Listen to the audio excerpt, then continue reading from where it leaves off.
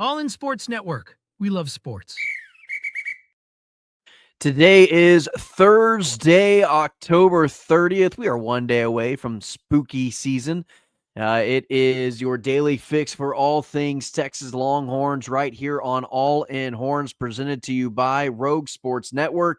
I'm Tanner Carlson. That is Jake Jimerson, and this is All In Horns. Jake, today we are going to take a much more in-depth look at the Vanderbilt Commodores, kind of what they've looked like this season, what they're good at, what Texas might find a little bit of success with, what Texas is going to struggle against Vandy in. And we're just going to kind of talk Texas Vandy much more today because this is a big game for Texas, Jake. This is also the first game that Texas has played at home in conference. By the way, for anybody who needs to know, this is the first home conference game of the season for the Texas Longhorns.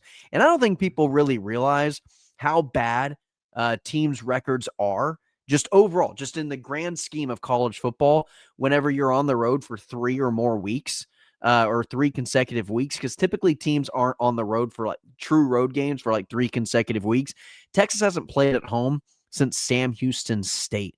That was late November or late September, September 20th to be exact. We're now going to be pushing September 1st when they play this game. So their records for football teams that don't play a true home game within a 3-game stretch, Jake, their percentages are like 33%. Like they don't come out of these things on top. Texas has won 3 out of the last 4. Like, let's give them a little bit of grace because they haven't played a DKR in over a month. Yeah, essentially 4 games. Actually 4 games away from home. 3 were road games, obviously the neutral site against Oklahoma.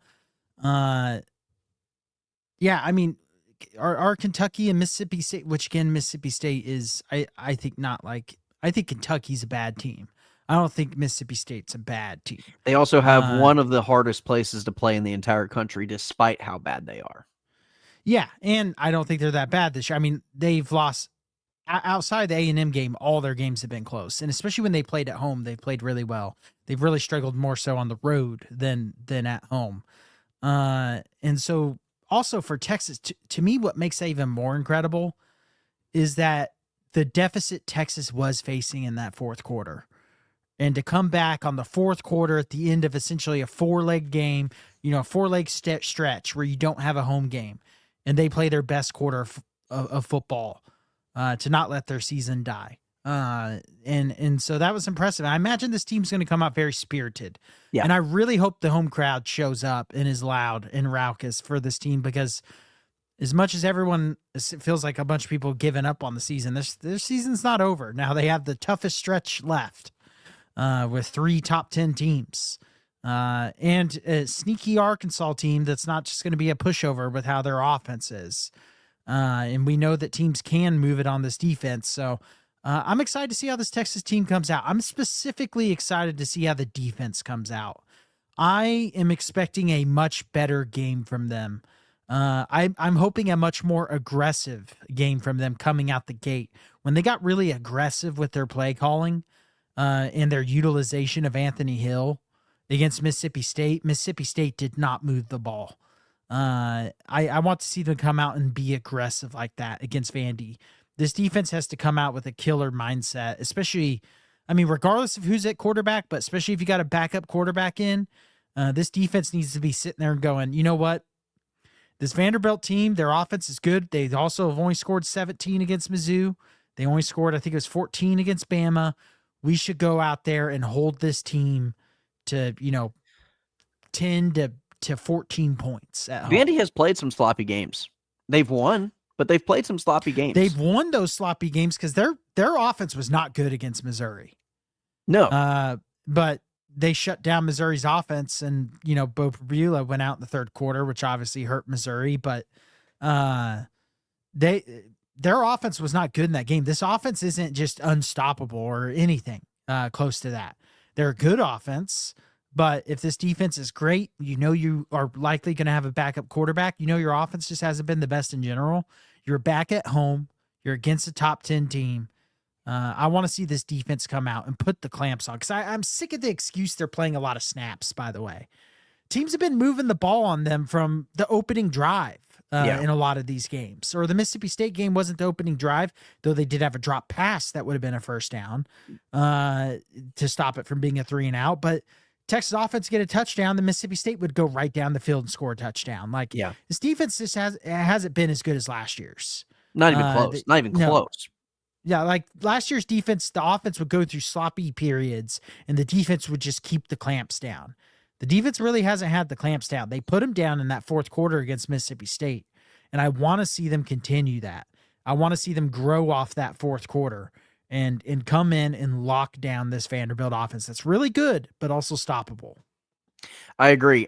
Jake, Vandy is the much more experienced team. That's probably why they're winning some of these ugly games. They've got 28 juniors, 19 seniors, and 26 graduate seniors on this Vandy team. So they're very experienced. They've played a lot of football. A lot of them are transfers in. And, you know, that to me, Jake, that does have something in terms of we can go on. Now, a lot of their games as well, a lot of their wins this season, like big wins, it's specifically LSU, specifically Missouri. Their loss against Alabama was also on the was at home as well. They haven't really been tested on the road at all this year. They haven't really had to go on the road. All those games that I just listed, home games for Vanderbilt. Was Bama? But Bama was on the road. Right? Bama was on the road. Yeah, you're right.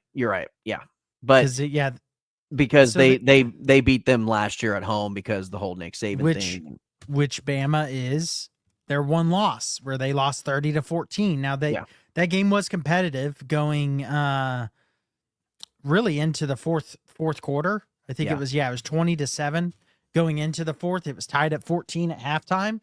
And so this Vandy defense, by the way, has been pretty good consistently. I hadn't really bought into their defense. Their defense has kind of led the way in a lot of their games.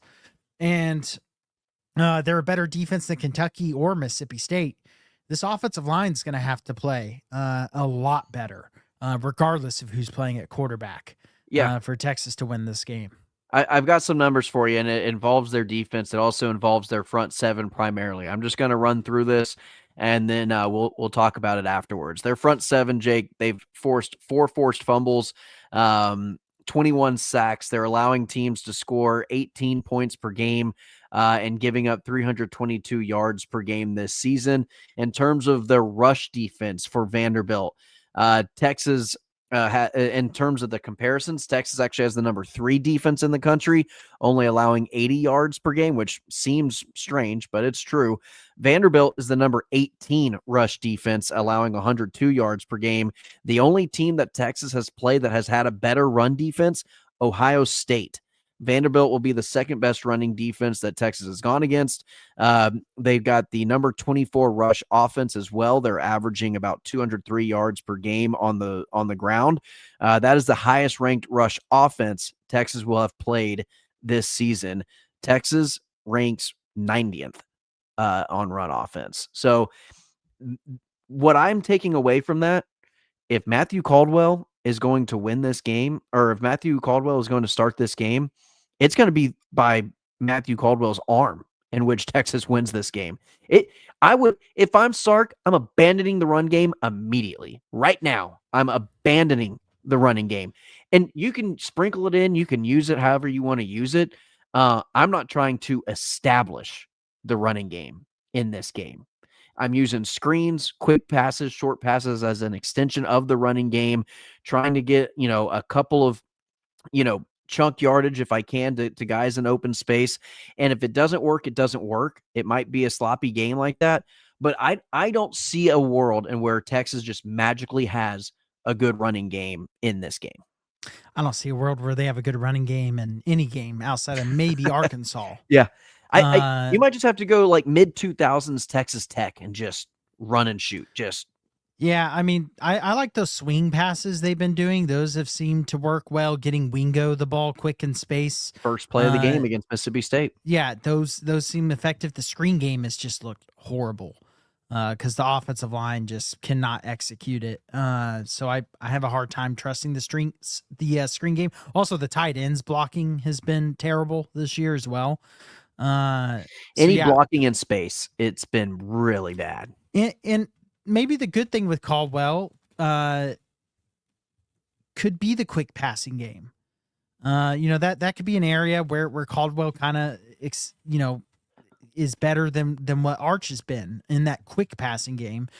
Just with his experience, he's played a lot of football. He audibled Mosley on that route to win the game. He's got a lot of experience and can kind of use his brain to hopefully beat a defense. And so, and then also if Caldwell's quarterback, if Arch's quarterback, which I think it's going to be Caldwell. If you're going to run the ball, you pretty much have to have the QB as option to pull it pretty much every play. And so that's something I would expect to be in the game plan. But yeah, I agree with you. I don't think the run game's going to be effective. I think you have to run the ball some. You just do. Because the reason you have to run it some is if you are allowing their defensive line to just pin their ears back and not worry about the run the entire game, the pass protection is going to look real bad. I can tell you that now. So you're going to have to sprinkle in some run even early. But I think it'll be a pass-heavy game plan, even if Caldwell's in there. Heck, if Caldwell's in there, it might even be more so a pass-heavy to try to catch him off guard. Yeah. Well, maybe they wouldn't expect that. Well, you and I, we've talked about it. Caldwell can use his legs. We've seen him have some speed. He's got some athletic ability. You can have some design quarterback runs with Matthew Caldwell and maybe catch the defense off guard a little bit. Maybe, there's not a ton of film on him, so maybe they don't know a ton of what he's capable of doing in terms of his legs. But, I think there's a way that Sark can scheme this offense around Matthew Caldwell to where the offense can be successful enough to win this game. This game is going to fall on the defense having to hold Vandy down to about 14 points, though. Yeah, I could see the offense putting up, 24, 27 points. If the offense puts up between 24 to 27 points, if this defense is good, they'll win this game. Yeah. If this defense is even close to what the expectation is for them, they should win this game. This is a game the defense, to me, needs to go out and make game-changing plays. I would love to see a defensive touchdown in this game. And really just kind of get a lot of 3-and-outs. Make Vandy punt it. Give your offense good field position. You're going to get it with Niblet. Yeah, you have a chance to take down a top 10 team at home. Go into a bye week and get ready to go on the road to Georgia. And if you beat Georgia and you take care of Arkansas, you could maybe even lose that A&M game and make the playoffs. Or if you lose to Georgia and beat A&M and beat Arkansas, you could actually, the playoff predictor percentages, for whatever those are worth, predicts that if Texas loses only to Georgia or A&M, but wins the rest, they will be in. So there may be a little cushion left. Now, obviously, the team's goals needs to be to win out, but I'm just saying this game really gives you a chance to carry so much momentum into the bye week. While things have felt like they've been just waiting to fall apart, and Josh Pate brought up a good point on this Texas win that I'll be curious to see. He brought up the Bluegrass Miracle that LSU had, and then went out the next week and got the doors blown off of them. Yeah. Is that what happens to this Texas team? Is the emotional energy been spent on beating OU, 2 overtime games in a row on the road? Right. You come back home, you think you're going to come out fired up, and it just comes out flat. Well, you just don't have the emotional energy to get up for a game after you've basically exhausted it all over the last 3 weeks. Texas has had a 3-game stretch of very emotionally exhausting and draining football for the team, not for the fans for sure, but for the team as well. And so that's one thing to me, Jake, that will be interesting to see is what does the energy look like? Not at the beginning of the game. They're going to be pumped up at the beginning of the game. The blood's going to be pumping and all that. Coming out of halftime, going into the second half, if it's a close game, 1-score game, say Vanderbilt takes the lead, something bad happens offensively, there's a turnover, Vanderbilt gets the ball back. What's the energy level like? Is it just, okay, we've run out of gas, and then the floodgates open up and Vanderbilt fully takes control of the game? Because there's going to be a mistake. You're not going to play a perfect football game. So when that mistake happens for Texas, is it just going to absolutely destroy your team to a point to where you're just deflated and you can't really get up for the rest of the game? Yeah, and that's where, I mean, we're going to see that we talked about how, you know, regardless of how it's looked this year, Texas has a lot of fight in them. Whether they're a good football team or not, I'm still not really sure, to be honest. I lean towards probably not. They have every bit of Texas fight in them, and that's without a doubt. And so I think we'll find out even more about that this week. Do they have enough fight in them to beat an opponent that I think most people are expecting to win this game? Never thought I would say most people will be expecting Vanderbilt to beat Texas, but I think most people are expecting that. This Vanderbilt team is really good this year. They're very experienced. They're very junior and senior heavy team. They're also very well coached. I love Clark Lee. I think he's a really good head coach. I think he's got a really good staff around him. And Jake, one guy who we have not talked about, Diego Pavia, is one of the more polarizing college football players, more exciting players. Does his stats always pop? No, not always. Does he always make great passes? No, not always.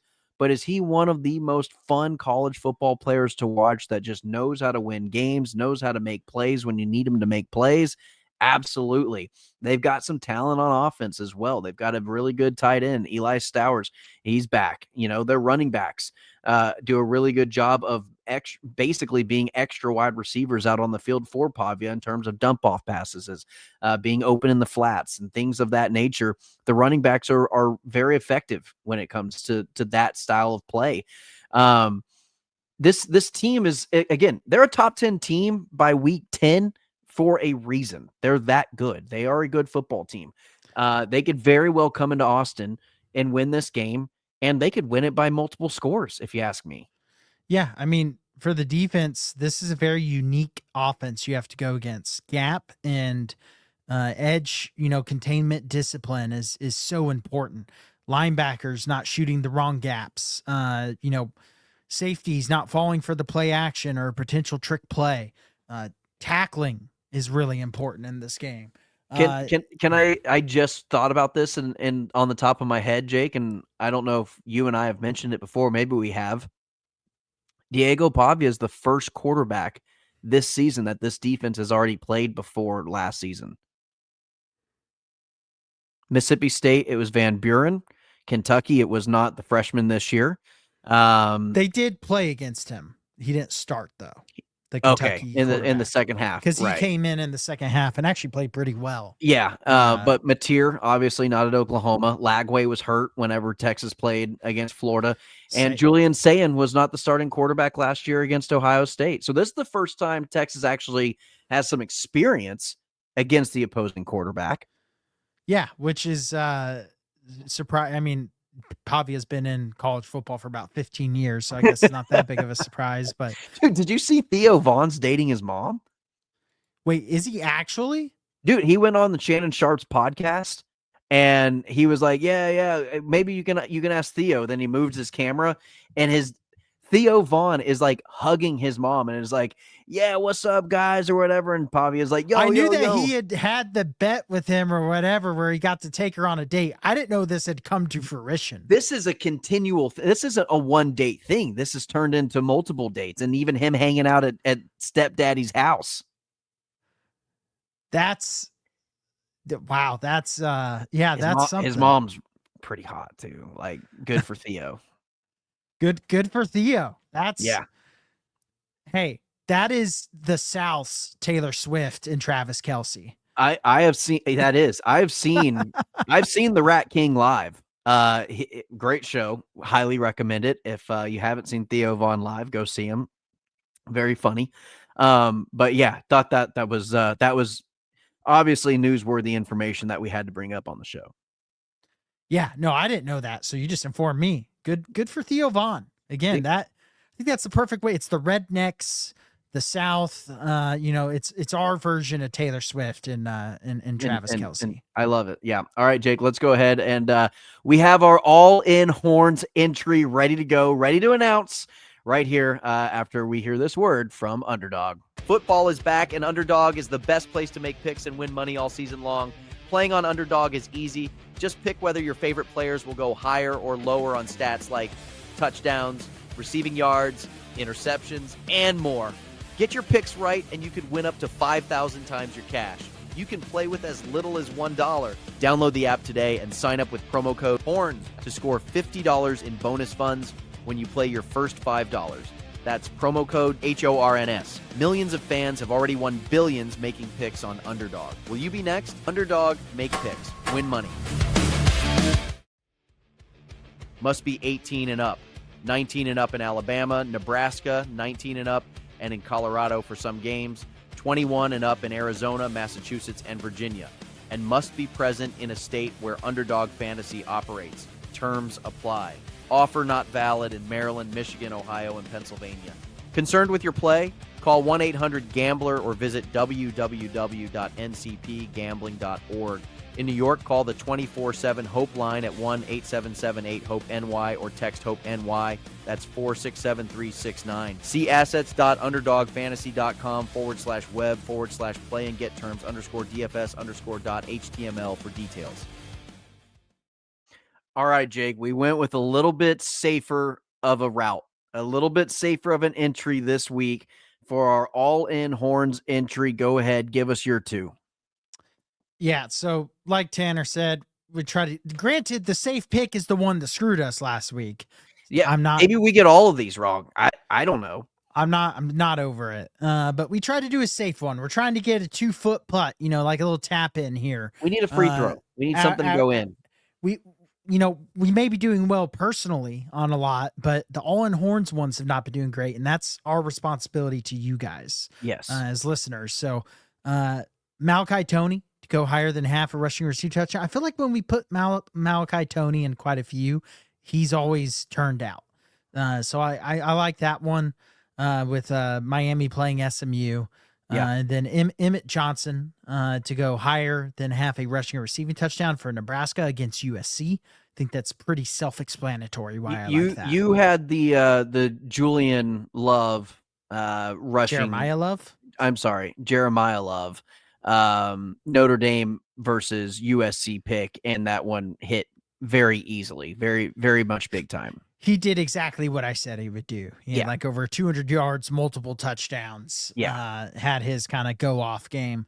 I think just saying the opposing running back's going to get a touchdown against USC is going to pay off more often than not. Yeah. And then Malachi Toney versus SMU.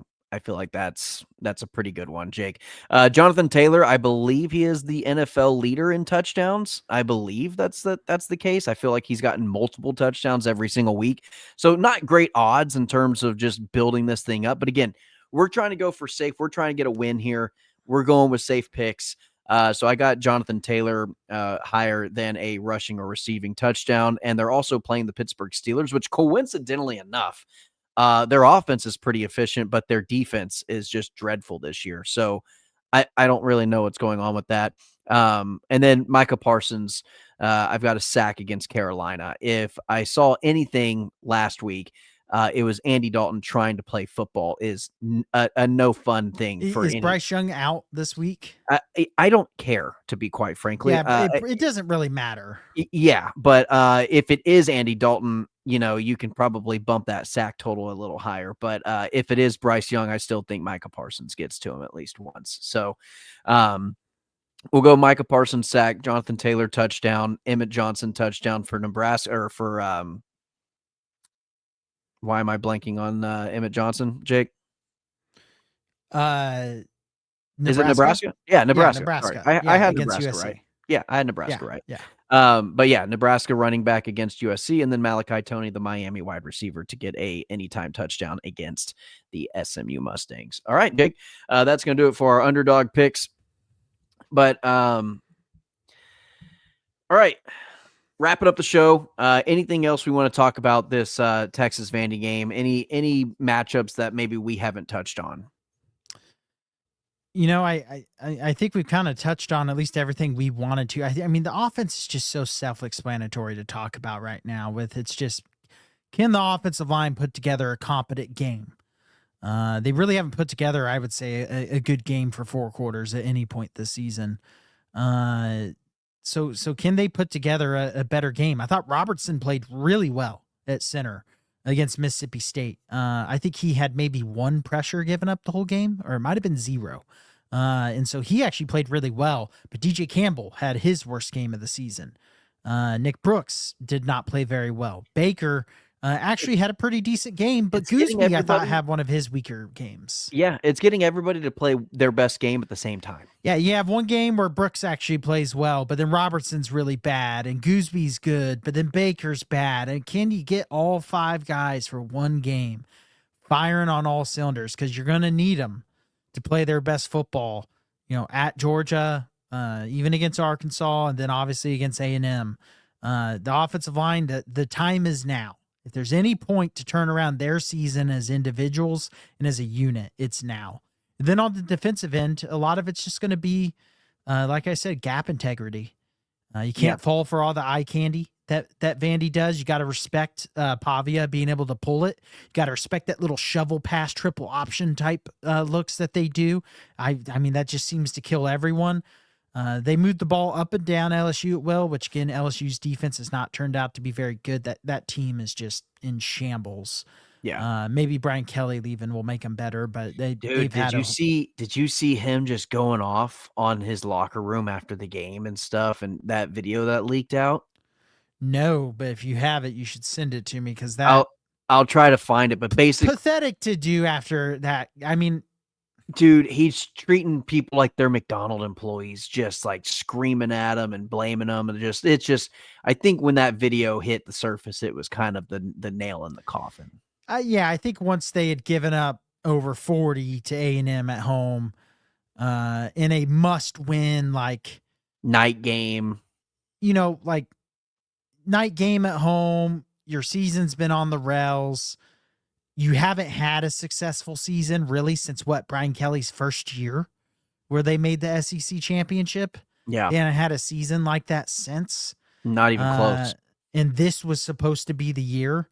And so, yeah, I to me, he was already gone, but for him to do that when you knew he was probably getting fired, I think that shows more of the type of person he is, not only just the type of coach. Well, and you could kind of see it with the amount of times that he had just been going off on the media and just having his little meltdowns and hissy fits and things like that to the media and then his team. Obviously, you could tell he was just a man on the ropes of keeping his job, and he just, once the levees broke, there was no going back. So, but anyway, all right, Jake, let's go ahead, wrap up the episode, and then tomorrow's episode we'll kind of break down this game in terms of giving our predictions, and we'll give you the Week 10 slate of games and picks and previews that we want to talk about this week. Not a heavy slate of games, honestly, in terms of just heavyweight battles, but still, it's Week 10. Things are starting to get the picture is becoming clearer in the college football landscape of who is rising to the top, who is kind of settling where they're at, and then who is just in a free fall going into the offseason. So with all that being said, that's Jake Jimerson. I'm Tanner Carlson. Please like, share, and subscribe to the channel. As always, ladies and gentlemen, hook 'em. All in Sports Network. We love sports.